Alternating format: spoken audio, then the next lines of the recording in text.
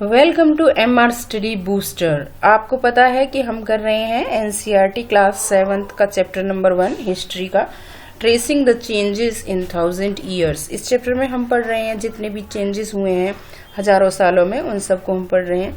Mainly इसमें हम 700 से 1750 तक का पीरियड इस चैप्टर में हम कवर कर रहे हैं।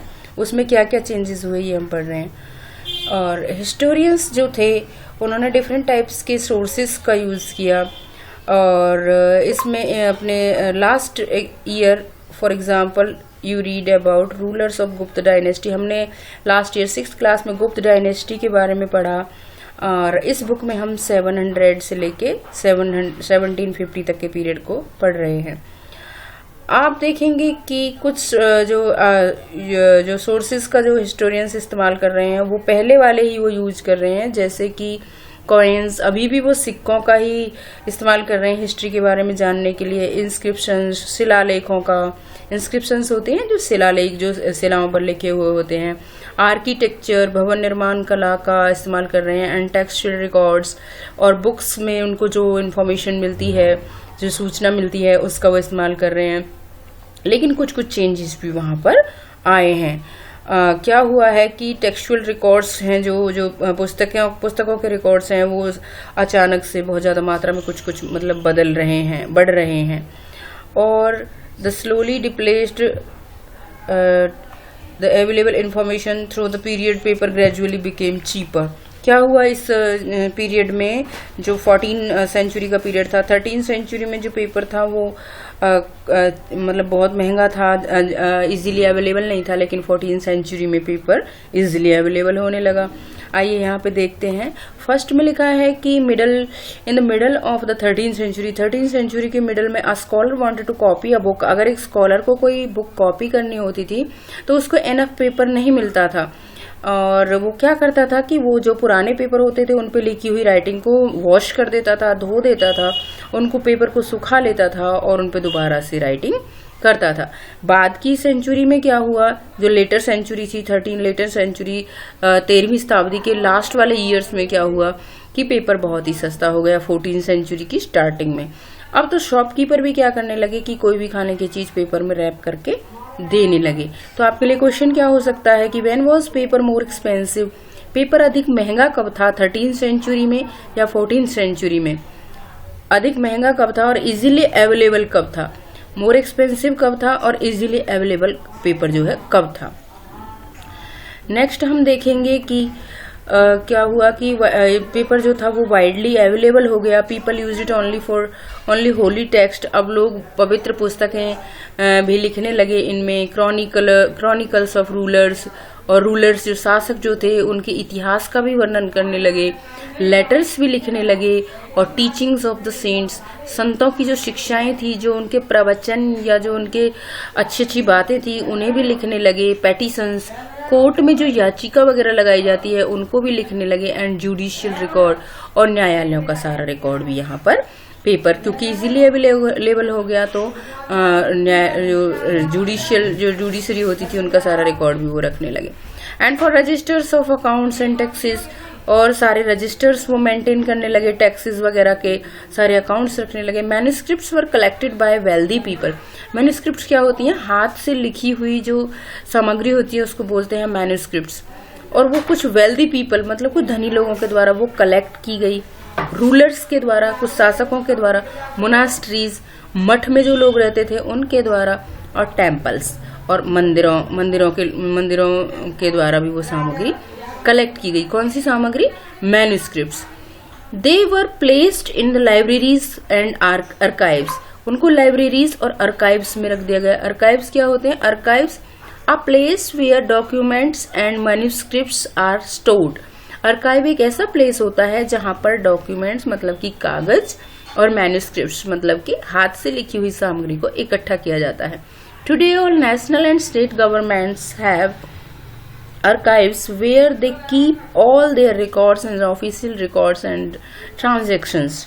आज हर स्टेट और सेंटर और स्टेट दोनों ही अपने अपने आर्काइव्स रखते हैं जहां पर वो सारा रिकॉर्ड रखते हैं, ऑफिशियल रिकॉर्ड, और ट्रांजेक्शन्स मतलब लेन देन का सारा रिकॉर्ड उनका होता है।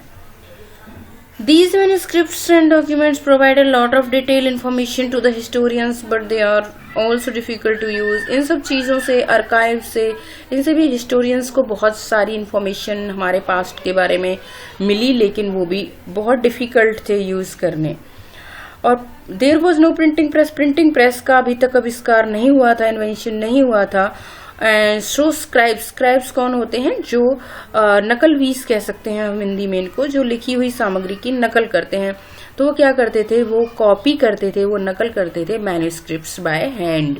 जो दूसरों के द्वारा लिखी गई सामग्री होती थी, जो उनसे पहले लिखी गई सामग्री होती थी, उसको हैंड के द्वारा वो अपनी नोटबुक में उतारते थे, जैसे हम लोग अपने फ्रेंड्स का वर्क अपनी नोटबुक में नोट करते हैं. अगर कभी हम अपने फ्रेंड का वर्क अपनी नोटबुक में नोट करते हैं तो उसमें कुछ ना कुछ मिस्टेक हो ही जाती है, क्योंकि हम कुछ वर्ड्स को समझ नहीं पाते. वर्ड फ्रेंड ने कुछ और लिखा होता है और हम उसे कोई कुछ और ही समझ लेते हैं और फिर हम उसे अपनी जनरल लैंग्वेज में लिख लेते हैं. इसी टाइप से जब जो स्क्राइब्स होते थे, जो नकलवीस होते थे, जब वो पुराने लोगों की मैन्युस्क्रिप्ट्स को कॉपी करते थे तो उनसे भी कुछ मिस्टेक्स हो जाती थी और वो उन वर्ड्स को अपने वर्ड्स में लिख लेते थे. और उससे क्या होता था कि स्मॉल स्मॉल चेंजेस आने स्टार्ट हो गए. उससे क्या हुआ कि स्मॉल चेंजेस आने स्टार्ट हो गए और कभी कभी एक वर्ड को वो दूसरा ही वर्ड लिख लेते थे और कभी कभी एक सेंटेंस को दूसरा ही सेंटेंस बिल्कुल बनाकर लिख लेते थे. और ये सेंटेंसेस जो थे वो सेंचुरीज में और ज़्यादा चेंज होते गए.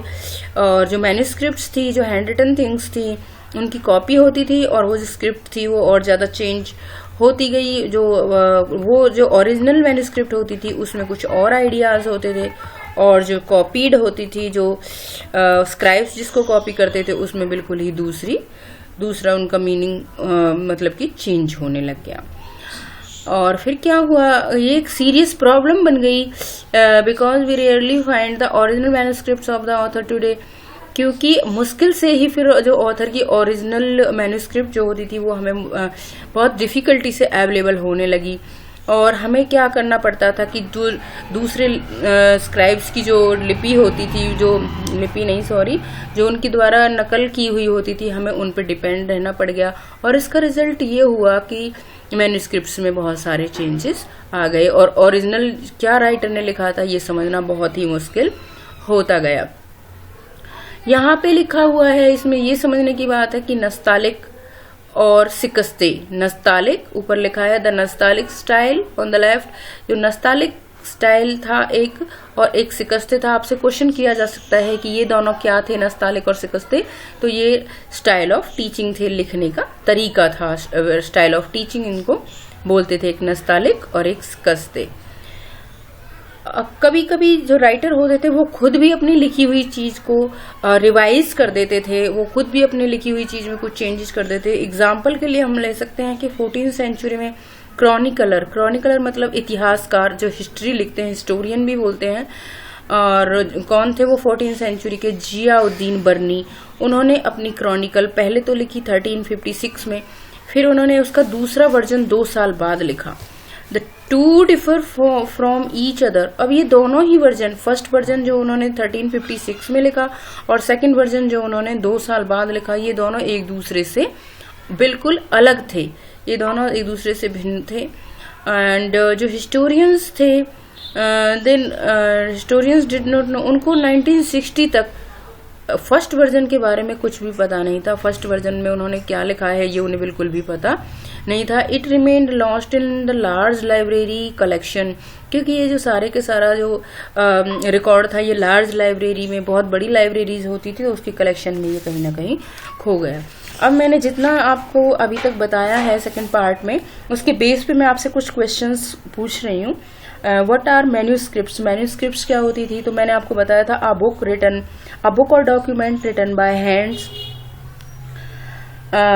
क्योंकि प्रिंटिंग नहीं थी, प्रिंटिंग नहीं थी उस टाइम तक, तो हैंड से लिखी हुई चीजों को क्या कहते थे? Manuscript. Second question, when was the paper more expensive and more easily available? Paper more expensive कब हुआ और इजीली अवेलेबल कब हुआ? थर्ड क्वेश्चन है व्हाट आर आर्काइव्स? आर्काइव्स क्या होते थे? तो मैंने आपको बता दिया कि आर्काइव्स वो प्लेस होते थे जहां पर सारा रिकॉर्ड्स रखा जाता था. और फिर नेक्स्ट फोर्थ क्वेश्चन है हु वाज जियाउद्दीन बर्नी, जियाउद्दीन बर्नी कौन थे। एंड फिफ्थ क्वेश्चन है व्हाट आर शिकस्ते एंड नस्तालिक। तो इस वीडियो में सिर्फ इतना ही। नेक्स्ट वीडियो में फिर मैं आपके लिए एक और वीडियो लेकर आऊँगी। अगर आपको मेरा वीडियो अच्छा लगे तो इसे लाइक शेयर और सब्सक्राइब करना ना भूलें। Thank you.